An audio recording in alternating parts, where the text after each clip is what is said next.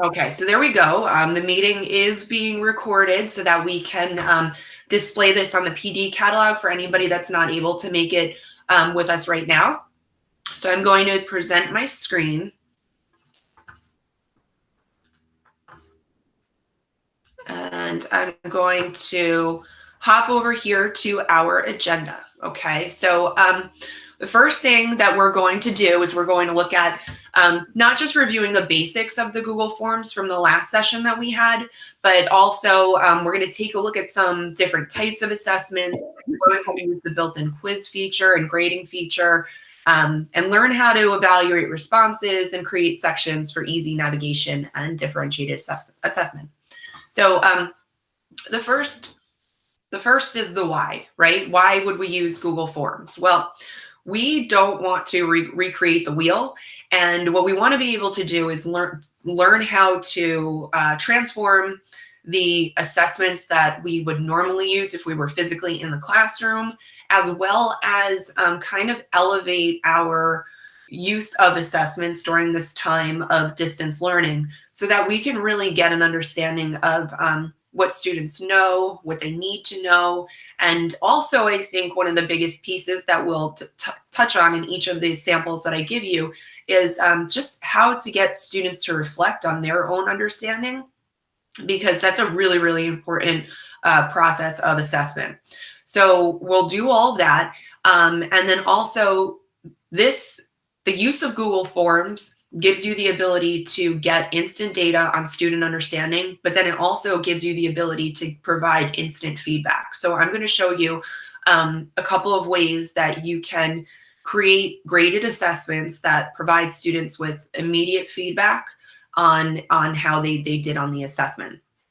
Also, another reason to use Google Forms is because there's a lot of great forms that have been already created within our district and by teachers all across the world.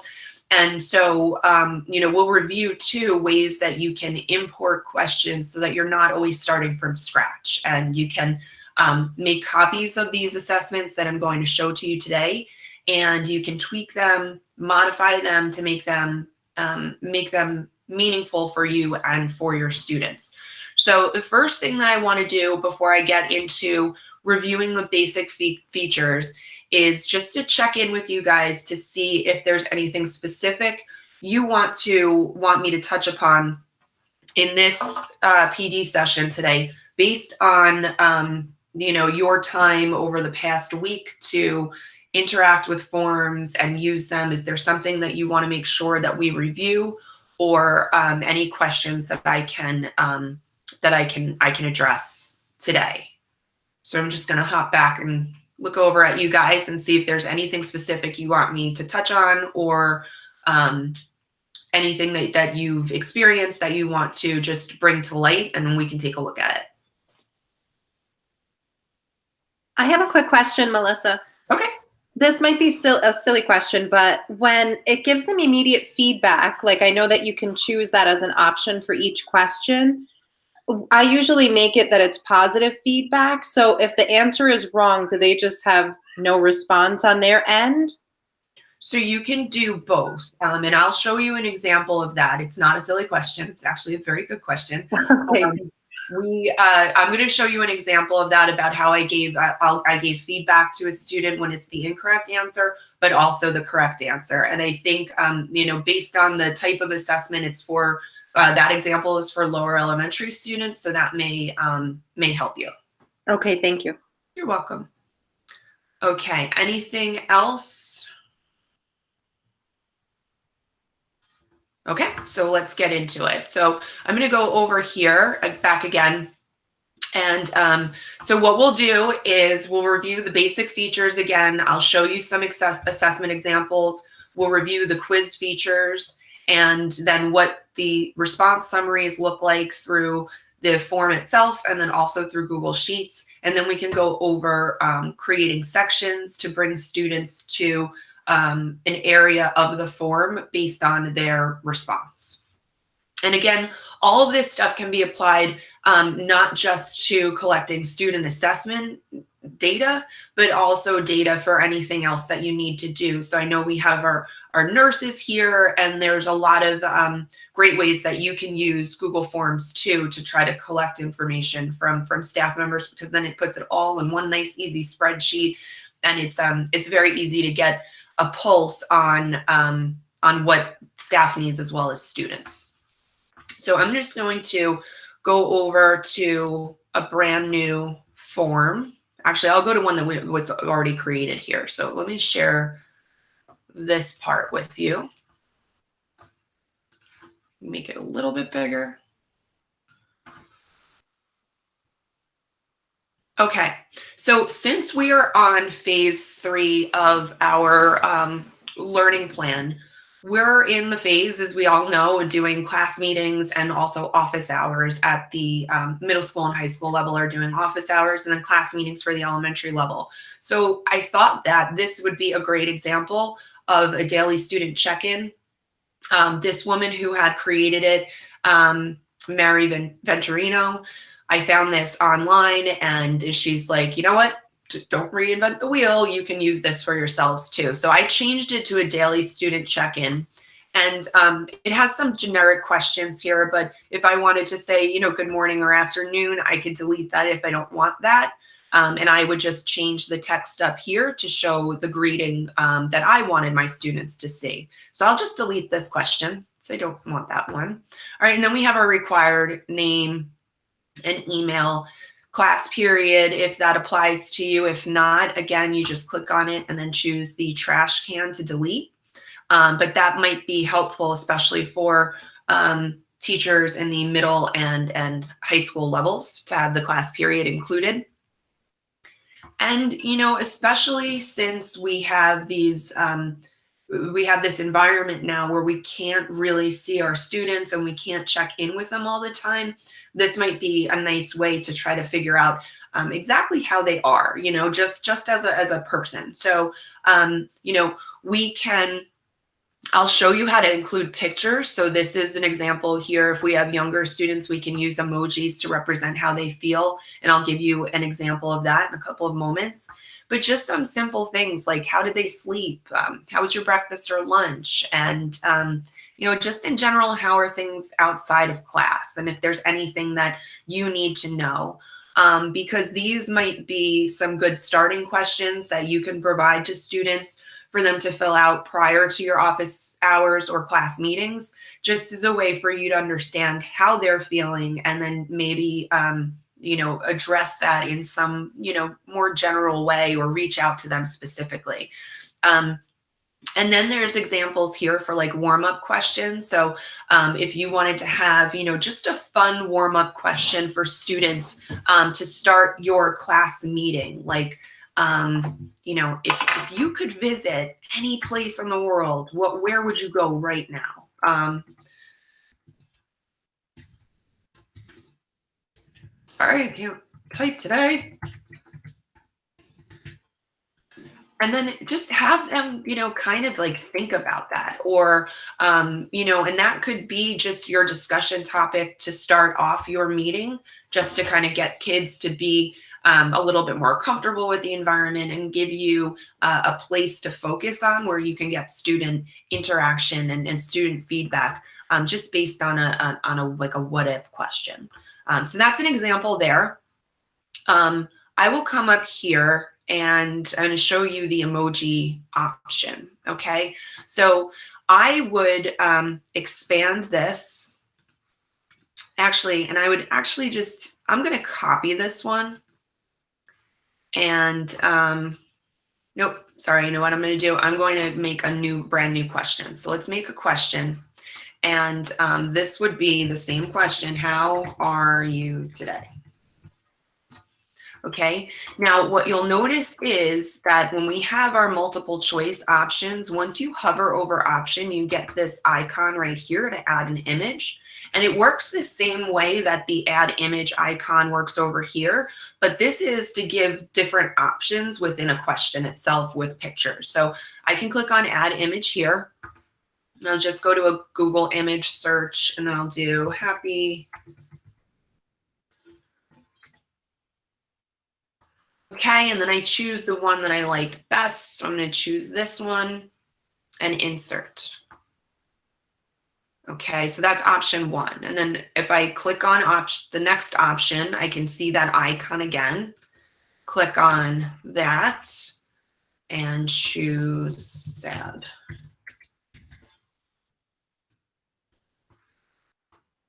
Okay, I can click on one of these and insert it. So now when students see this on their end, instead of just having for, our younger students that can't necessarily free type, we can really speak to using the emojis that they're all familiar with. And then when they see it on their end, they're seeing, all of these questions that are listed here, the class period, and then students can select the emoji that speaks to them most. And you can add as many different types of emojis as you want, or as many pictures as you want.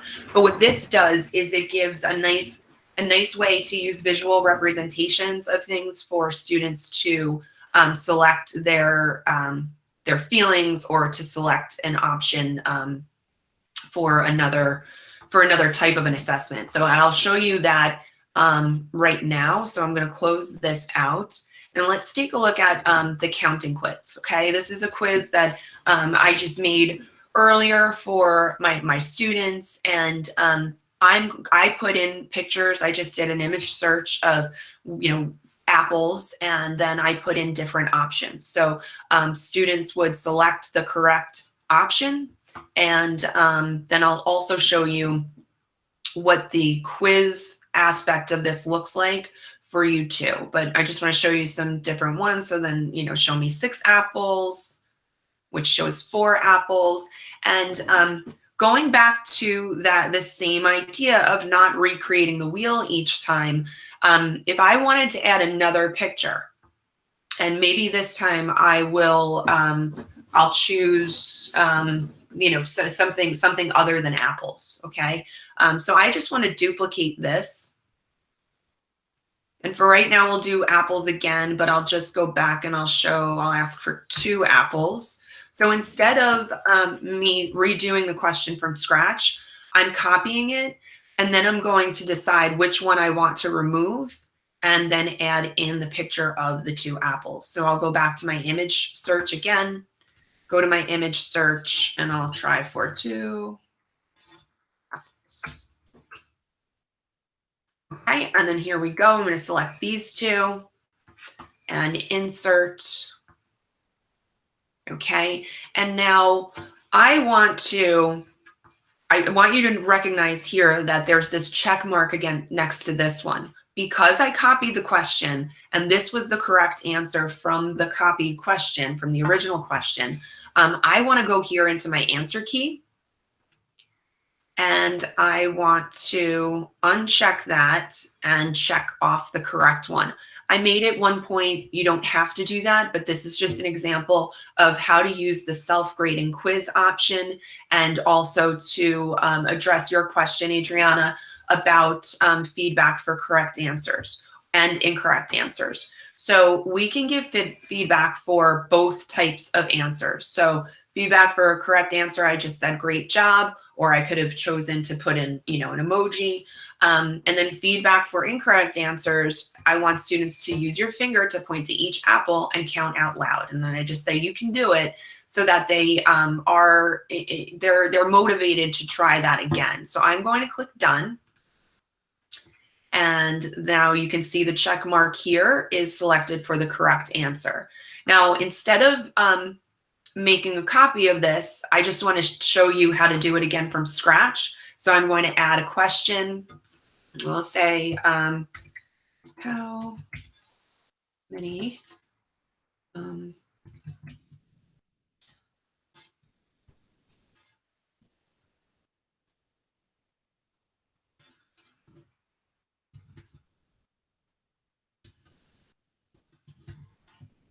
okay. So once again, we have the option here to add in that photo. So I'm going to click that and do a Google image search.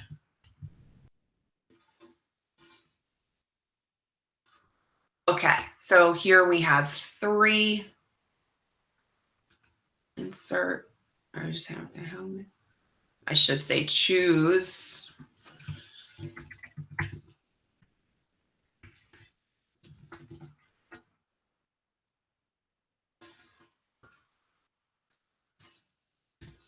Okay.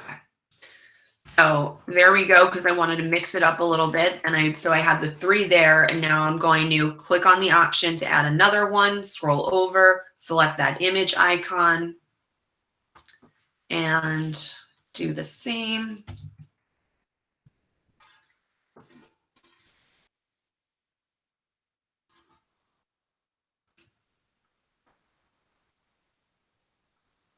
Okay, so now I have a couple of options here. I could keep going if I want to, but just for the sake of time, I'm going to select the answer key.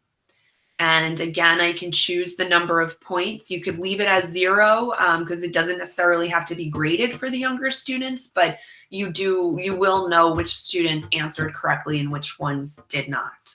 So again, here, I'm going to choose the correct photo. It gives me that little green check mark. And here I want to add in my feedback. So incorrect answers, please count each.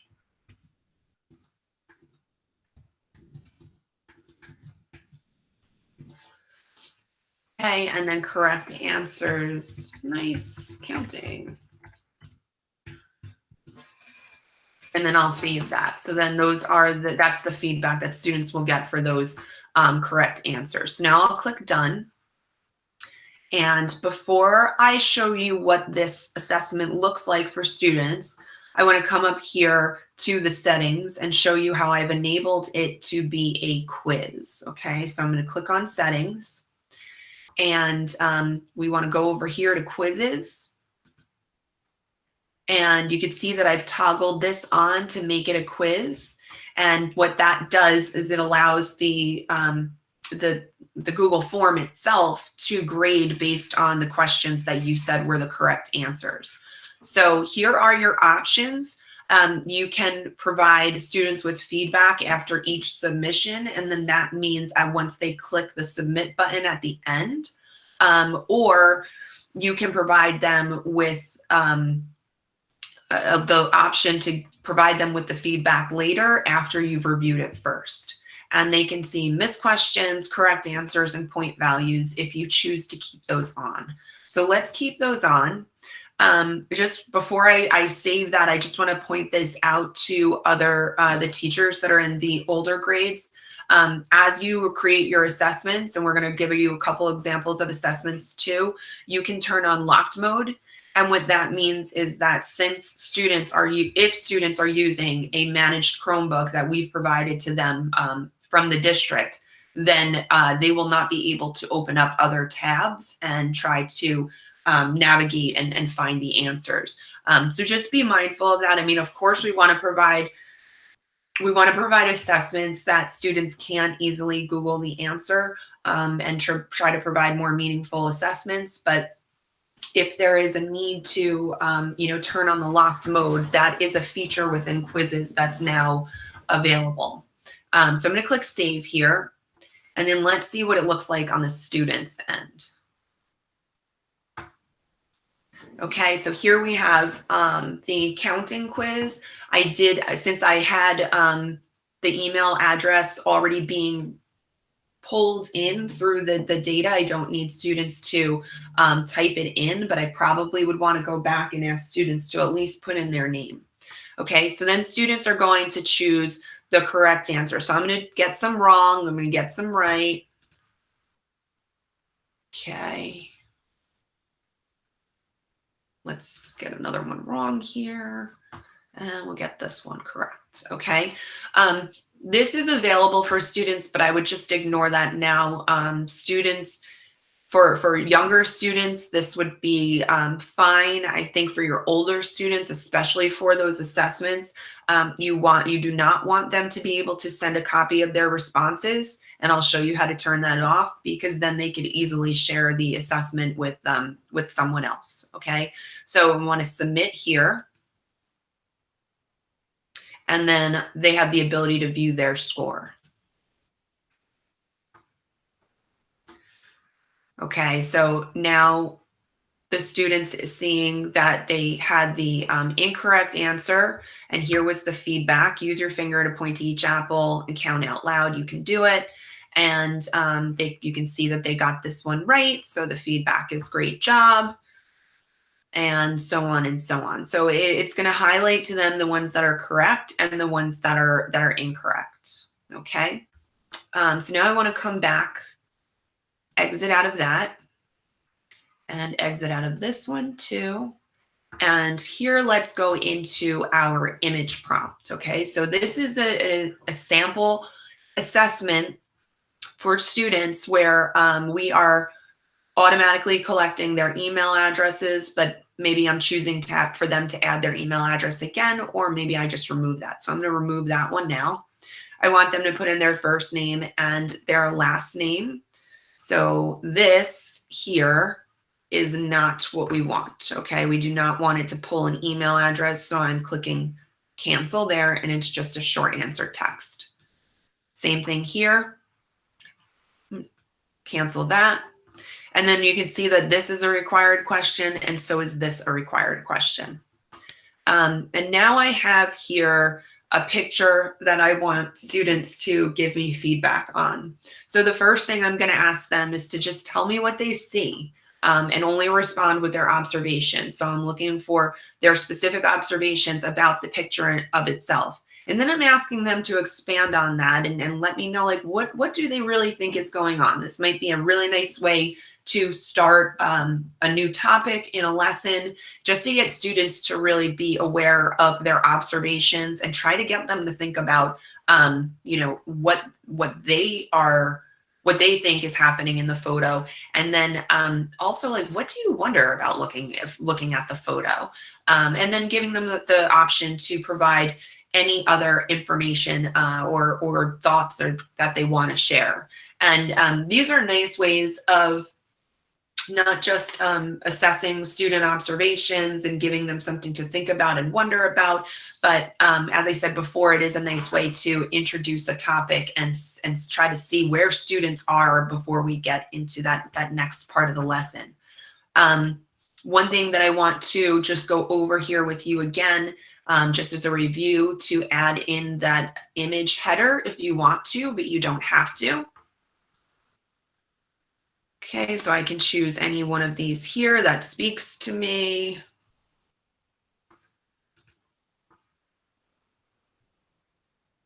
Okay, and then you'll notice that based on the dominant color of the theme, it will change for you, but you could always make some changes on that if you wanted to. And you could always change the font, but again, it's a very basic options for changing, so it's only 4 different options.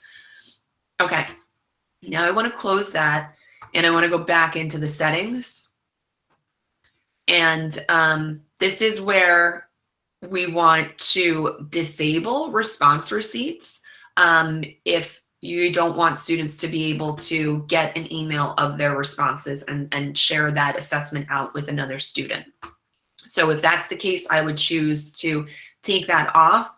I do always, when I'm sending something out to students, want to restrict it to users in Somerville School District, just so that I know that it's the students in the district that can access it, and we can limit it to 1 response. Now, again, if you want students to have the option to be able to go back and change their answers for any assessment, to just try to reassess them, then we would not want to have that checked on.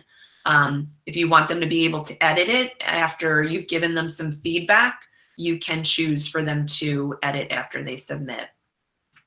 Again, here, this is that presentation. So this would be unchecked if I chose for students to not be able to submit another response. I may want to show the progress bar, and what that will do is it'll give students a bar when they're looking at it from their view to let them know how far along in the assessment they are. And also you have the option to shuffle the question order if you wanted to, if you had some type of assessment where you wanted the the forms to look different for each student. So it would just shuffle all of the questions each time the form is accessed. And if that's the case, you want to make sure that you don't number your items. Okay, so I'm just going to, I'll keep that one on.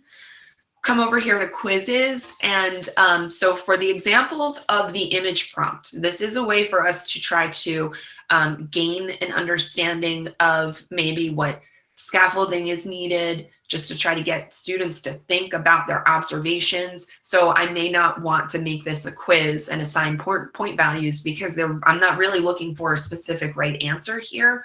I'm just looking for their feedback.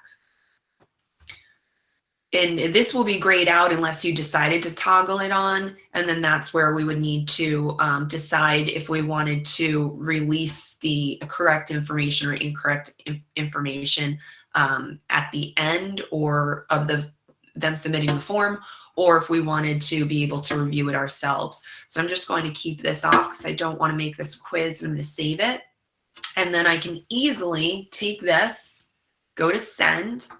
I can choose this option here for the link and choose to shorten the URL, copy that, come right over into my classroom.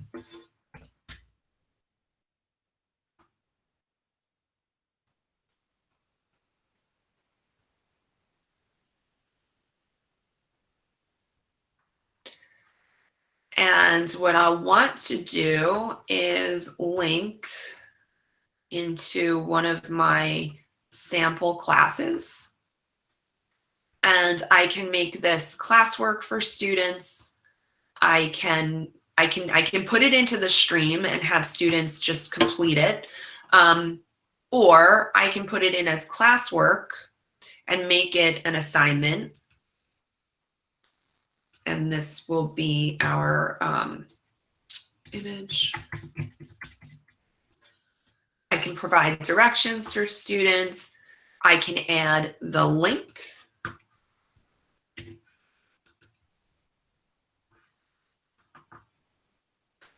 Now this is a little bit different here within Google Classroom because I can assign points here just for it being completed or not. And that's different than the grading options from within the form itself. Here I'm looking for points based on completion, not points based on individual questions. And then I can put in a due date. I can put in a time if I wanted to. I wouldn't suggest doing a time now just for the fact that, you know, we're not literally in school and students are completing their work at all hours of the day and night. So I'll just remove that. I just wanted you to see that that was an option. And then if I wanted to put a topic here, I could. So maybe this is like the chapter 7 that we're on. And this way it could just help me structure it for my students so that they could go back to see topics, and everything that's within chapter 7 would be assigned to this topic. It just makes it a little bit easier for them to kind of navigate through all of the assessments. And then again, if I needed this to go to another class, I could always go and click on the class that I wanted to also share that with. So once again, one-stop shop. I'm not recreating the wheel. I'm creating this one assessment. It's going to go to both classes. And then in that case, since I chose 2 different classes, it's going to go to all students.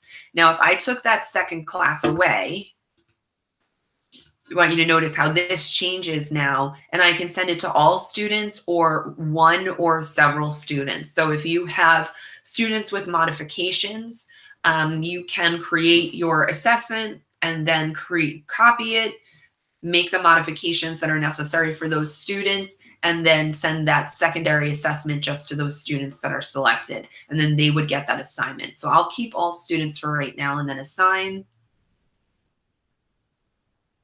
Okay, and then what's great about that is I see that my topics over here, anything that's under chapter 7 will be there. I click on my image prompt and I can see that I only have 1 student in this class because that's our test student, but it's assigned to 1 and I have 0 turned in. So this is just a really, really great way for you to be to very, very quickly and easily know who has and has not submitted their work. Can't tell you how many times I went through, my paper grade book way back in the day when, I was teaching and going through my class list and trying to sort through all those papers and figure out who was done and who wasn't done. And everything took so much time, So these things take time on the front end to create, but then they can be used and modified and changed over and over so much more easily, and shared so much more easily with students at any point in time. So reason why we're going through all of this is to just be mindful that what you're learning to do now during this flexible learning period, the PD that you're taking and the tips that we're giving you is to hopefully help you, at any point during your career to be able to not only make meaningful assessments for students, but to take some of the blood, sweat, and tears that we've gone through over the years with having to collect all those papers and, trying to figure out who quickly didn't turn something in. Now with like a very, very quick click of a button, I could see, who has not turned it in, and they would all be listed here. And I could just, I can email those students real quick by selecting here, and just click on to email the selected students, and then they would get a prompt that says, just a reminder, they'll get an email prompting them that it's a reminder that there was a due date, or the due date's coming up, and they need to be mindful of that. All right, so I'm going to pop back over here, just show you an idea for a quick video prompt. Okay, so again, the same type of thought process behind the image prompt, but in this case, I found a TED Ed for students about why are fish shaped, just something for them to think about. And then, here after watching the video, what are your questions? And then what else would you like to share? And again, you can have as many questions as you want. You can refer to a specific point within the video and say, at the 2-minute mark, the speaker talked about this specific type of fish. What was that fish, and what did you learn about why its body is shaped that way? And so you can insert those questions throughout after having them watch the video. Or it can simply be a reflection piece so that you can see what they understand. Now, keep in mind that this is an excellent opportunity, both of them, okay? Your image prompt and your video prompt, and even the background knowledge assessment that I'm going to share with you in a couple of minutes. These are great ways of understanding where students are, what background prior knowledge they're already bringing into this topic. And this is a great example of flipped learning. So instead of you're ready to start this lesson on fish, moving forward, tomorrow or next week, I give students this video prompt. I ask them to watch the video. And then when I have their feedback, I know who did and didn't complete it before we get into class. And now, instead of spending the time watching the video together in class, I can say to the few students that haven't done it, okay, this is what we're going to be working on today in our lesson, and this is the hands-on learning that we'll do while we have this period. But for those of you that didn't watch it, please, go onto your Chromebooks, put in your earbuds, and watch this video so that you can then join the actual hands-on process of the class. So this is a way for you to implement flipped learning so that students are doing the background of either watching the video or looking at or reading a text, and then it just answering you a couple of questions so that you can assess before they walk in that door, or before you start to look at your class meeting or your office hours, where students are, and then that will help guide you into how you're going to deliver instruction for the moving forward, because you'll understand which students have that prior knowledge and which students don't. And then let's go into the background knowledge here. So this is Just another example. Again, this could be a way for you to provide students with a sample reading assignment, and then, on a topic, and then they're rating what their knowledge is. So they know the least about it or they know the most about it. And then asking just some guiding questions. What did you already know about the lesson topic? What do you want to know about the topic? What did you learn? And then we can do the open response too. So that's a nice way to kind of just get a sense of where students are at, and what other questions and comments they might want to share, or observations that they had based on the assignment. So that being said, I want to just go and touch upon real quick ways to create this for another class. Okay, so I can choose here to make a copy, and then that would make an exact copy of this, and then I could just make the changes that I want to. Another thing I could do is I could go to a brand new form. So if I just do forms.new, that's one of my favorite, like my most simple favorite pleasures of every day, is just not having to go back into my drive and choose to make a new doc or form, just to open up a tab and type forms.new or docs.new or slides.new, and it automatically creates one for me. So let's say that this is going to be another video prompt.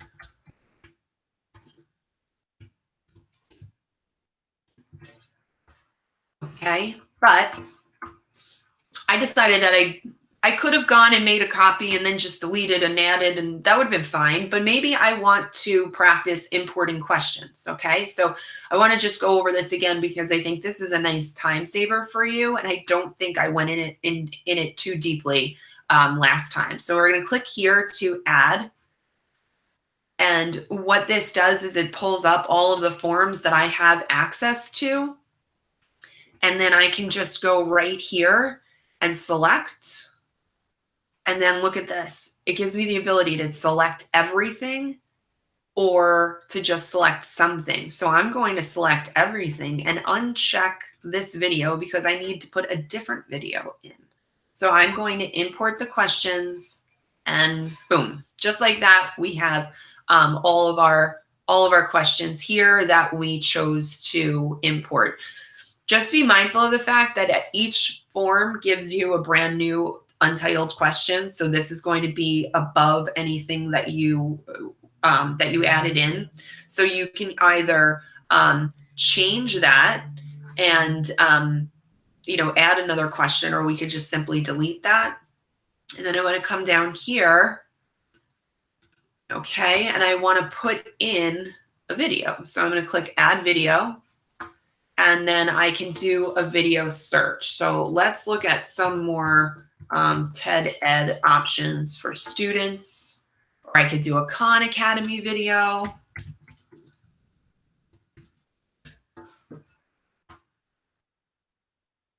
Okay, adding and subtracting fractions, loved fractions with my students. So I'm going to use this, select to add that in. And then just be mindful here that because I had this selected, it put the video right underneath it. So if I want to move that around, I hover once I find this, the arrows that are pointing north, south, east, and west, and I take that and I just drop it in between where I want it to go. And I can give this a title if I wanted to, but I don't have to. Okay. And then I select, I would select that I'm done. Again, I have to make that, once I have this title here, if I just clicked up here, it will copy whatever is in these two spaces so that they're identical. And then I want to come over here to my theme again. I'll just choose a different image. Let's just choose this one for now. And then again, I can change the background if I want to. So I'll close that. Again, this is something that may or may not want to make an assignment with a value depending on what my questions are. So you want to think about those things if you want to make an assessment that is going to be graded. And then I would be able to send this to my students. Okay. Now, let me just pop back over to you guys and see how we're doing and if we have any questions.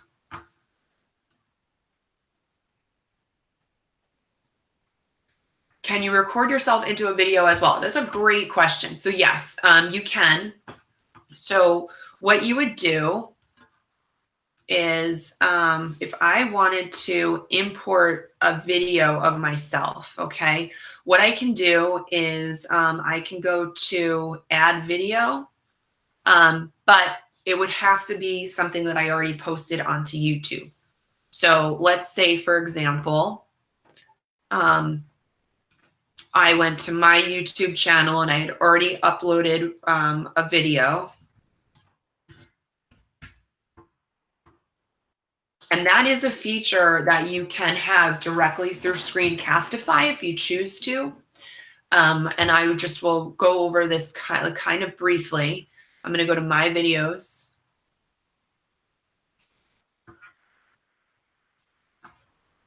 Okay. And wow, that was a great screen to start on for that one. Let me go over to this one and just show you that here what I would do is I would take this link and I can choose, or I could choose here and get this Just a link. quick note for housekeeping. Oh boy. Okay. So now I'm just going to copy this here. Another thing that I want to I just want to point out, when you are in, when you have a Google video, okay, if something's on YouTube and you want it to start at a particular point in time, let's say it happens to be a very long video and you want to kind of chunk it out for students, you can click the Start At button.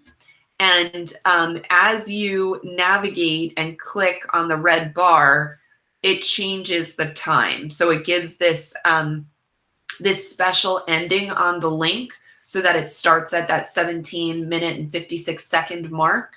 And then I would just copy that and bring it back over into this. And it's going to start at that 17-minute, 56-second mark, and I'll select, and that would just go right in there. So that is another option that you have, but it has to be, right now it has to be on YouTube in order for you to add that. Another thing that I wanted to point out to you is that depending on the question type, when you click on the three dots, it will give you other options. So here I could put a caption in for the video. And here what I did was I had chosen the description option. So here, this is like my question is actually the word question, but that's not really a question, right? This is my description here where my question actually is, and you can do that however you want. But if you wanted to have basically like additional descriptions or additional directions for students, you would choose that show description, and then it gives you this second line. If not, it would disappear, and then it's just the question and the option to respond that students have. Okay, but just know if you remove it, you'll have to enter that text back in. Okay, so let's go back in and see if we have any other questions before we go on to creating sections. Okay, so sections are helpful when you want to chunk out the content within an assessment. So let's say, for example, if I go to the counting quiz, if students were to start here,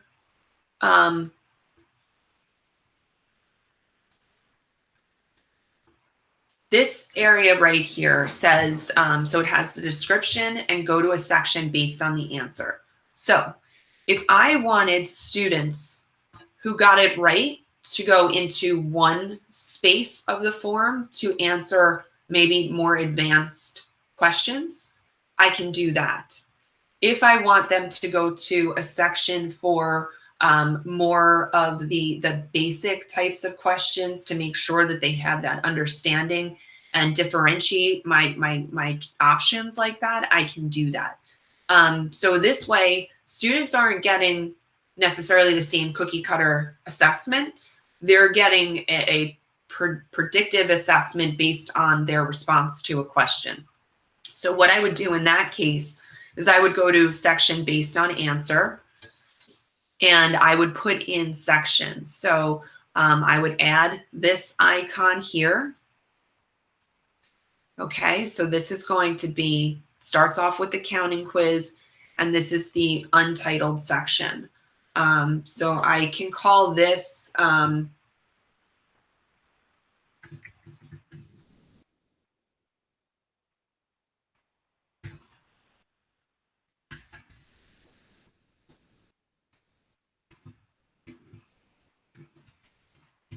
okay, so I don't necessarily want it to say like advanced or something, but I want to give them like this little text that's going to let them know that, you know, to keep going. And then I know that that means that this is my group that really understood the basic couple of questions that I gave them at first. Now this is bringing them to that, the more advanced type of learning.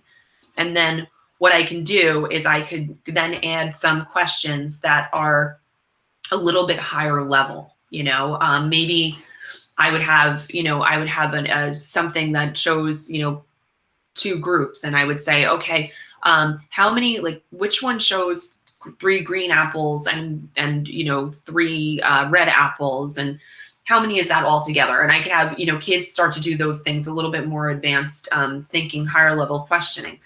But for the students that didn't really get it and I want them to have more practice, I could do another section, and here I could say, you are trying so hard, keep going. Okay, so something like that, just, you know, a couple of examples. And then here's what I would do. So I come up to this first question where this is my question that I'm kind of basing everything on. And so if students answered this one, which is obviously the incorrect answer, I click here now and bring them to section 3, where they're going to now navigate to those questions that are going to give them more of that basic practice. Okay, again, here, this is also the wrong answer, so I'm going to do the same thing and bring them to that more practice area. But then for these students that got it correct, maybe I want them to go to those more advanced level questions. And then I would continue doing that, okay? So I would have the kids then keep going to another section where they were able to practice. So if this is the keep going, okay, I want them to keep going with this. I would do the same thing. So now I have to come down to the bottom here and choose go to section based on answer. And if I felt that students were okay with this, and I just wanted them to continue practicing on this track, I would just say go to next section. And what it would do is it would go to one of these sections, or I can ask them to submit the form.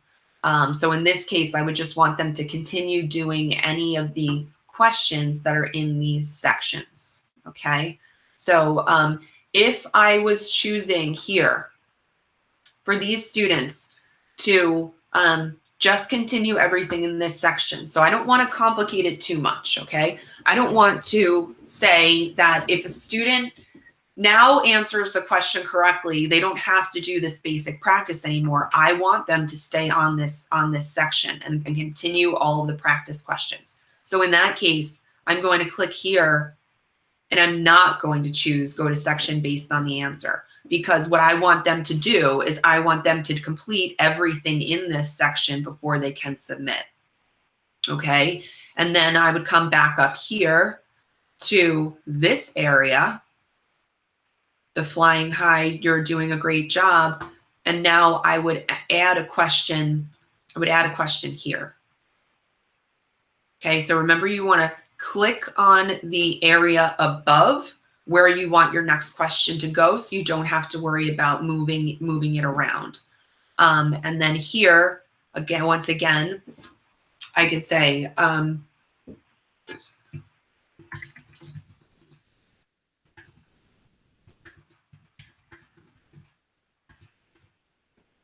okay, tell me a math fact about this picture. Instead of multiple choice, I'm making it a short answer. And here I would go and click on this area then, not down here. I'm not adding I don't have the multiple choice options anymore. I'm just giving them a prompt, and I want them to now extend their understanding of their counting.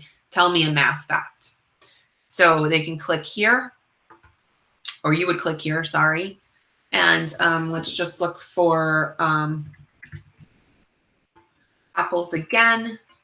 And I want them to give me a math fact based on this picture. Okay. And here, once again, this is going to be a short answer text. So I'm not going to put in a specific phrase. That's the correct answer. We could do that, but then it all depends on it. If you only want to do that if you want the correct spelling for a specific word, for example, because then if the spelling is off, or if students say 1 red apple plus 2 green apples, but you said 2 green apples plus 1 red apple, then they would get that question wrong. So I would skip making something a correct answer for those students, and I would just make it required for anybody that is doing this particular area here. So I would continue to make a couple more questions. So instead of reinventing the wheel, just for time's sake, I'm going to do the same thing, but I'm going to change the picture by clicking on that icon.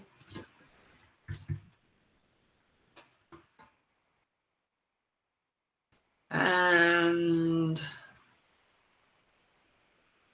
try to make this nice and simple for them. So now they're telling me a math fact about this picture. All right, let's see what this looks like from the student's end. Okay, so I'm clicking on that view, and if I set this up correctly, so let me just go back and make sure that I didn't I didn't mess anything up here. Okay, so let's review. Okay, counting quiz. If I answer this, I'm going to keep trying. You're trying so hard. This too, because it's the wrong answer. This is the right answer, so it should bring me to this area. And then I would continue. And then here, sorry, after section 2, they're going to submit. And the same for these students here.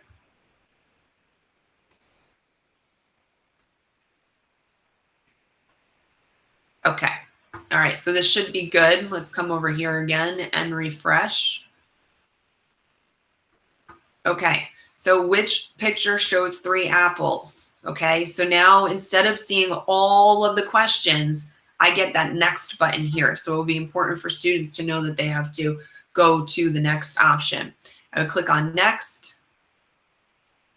And here it is. It's bringing me to, you're trying so hard, keep going, you'll get it.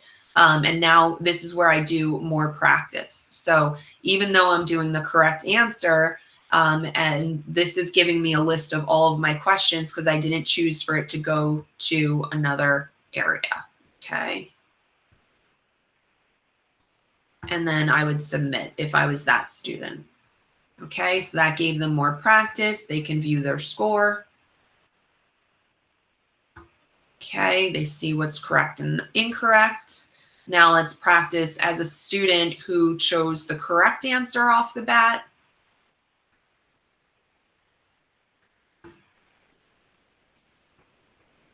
Okay, which picture shows 3 apples?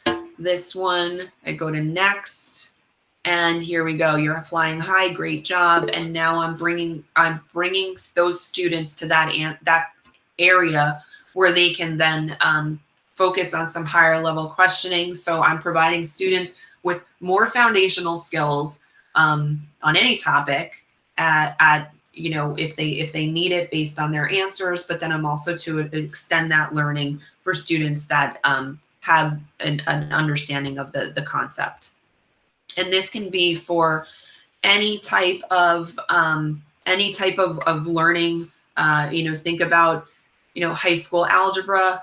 If they're answering, you have a couple of examples, they answer them correctly. Okay, now let's bring this group to this section where they can have some extension questions, and then let's provide the students that did not seem to understand it not more questions on that basic level. And then here's the other thing that you can do too. If I'm making my assessment for students that don't quite understand it yet, and I want to give them a little bit of help, what I can do here is I can click here because I want it to go underneath, and I can insert maybe a video that demonstrates exactly what I want them to do, or a video that's already out there that they can refer to.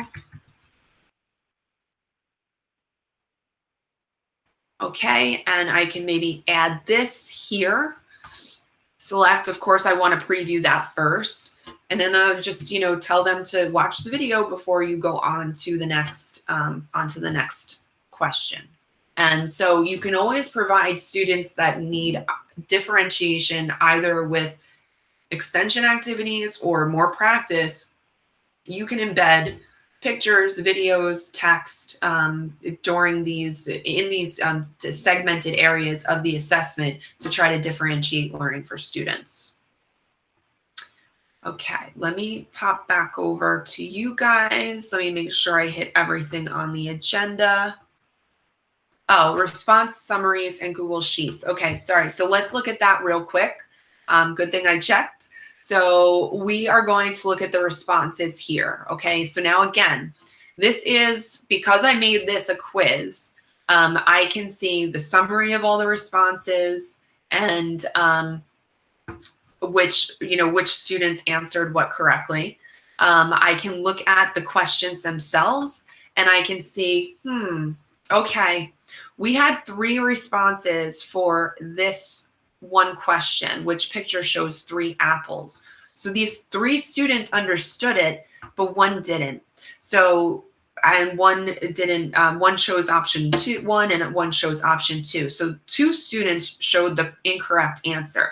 Now, if I am now reflecting on my instruction and the assessment, I would maybe think, well, if there were only incorrect responses or mostly incorrect responses, maybe my message during that lesson wasn't super clear, or maybe I should think about asking the question differently next time because maybe it was confusing to students.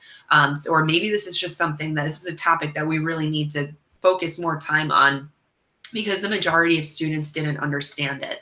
And then you can see that by question level for each of the responses, or you could see the individual levels of what students selected.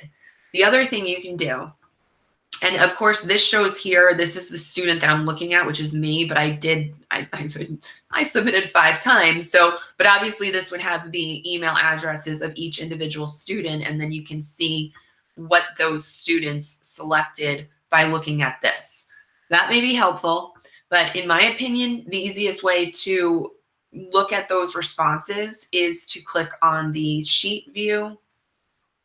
I can create a new spreadsheet, or if I have a spreadsheet that's already created, I'm a big fan of taking a spreadsheet that I'm using on a topic and making tabs for it. So for right now, during this marking period, I might say to choose I would choose this spreadsheet. So I'm going to create this one. Okay, and now here we can see every question that I asked in the assessment. And so I want to just choose that. And all I did was I selected the top row and then this text wrapping so that I don't have so much, so that I can see all of the text, and I can highlight, make this a little bit shorter so I can see. Now this really gives me an understanding of who knew the correct answer and who didn't.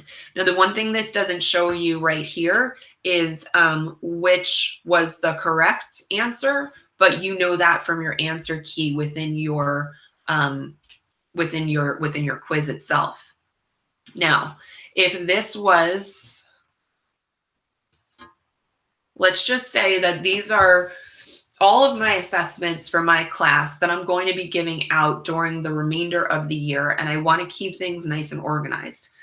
I can go here to responses, and I can select this.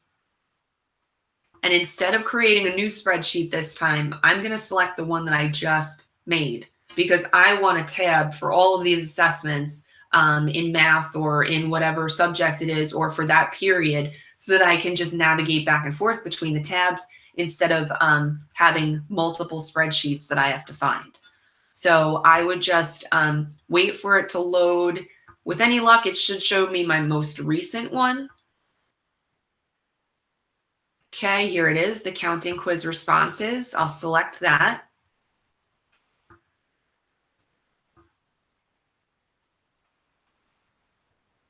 Okay, and this is important here right now, okay? I have the form responses for my counting quiz. This is actually my counting quiz. So this is what I want to do. I want to right click or control click on that tab, and I want to choose rename. And this is my counting quiz. Put today's date. Okay, and then here, this was my image prompt quiz. Or let's just say it was my next counting quiz, but a different date. So I could do, and this was maybe something that they did last week. Okay, and now I just want to change this to math assessments. And then we can call it trimester 3 or MP4, whatever you wanted to do. I'll call it T3 since this is an elementary example. And this is 2020. Okay, just so that I know what this is. And then I would just keep doing that. Every time I get an assessment back, I could always look at that here and just navigate back and forth between those tabs as I'm working on evaluating the student's final grade. Okay, so I'm sorry we ran a little bit over. I didn't mean to do that. Questions, comments?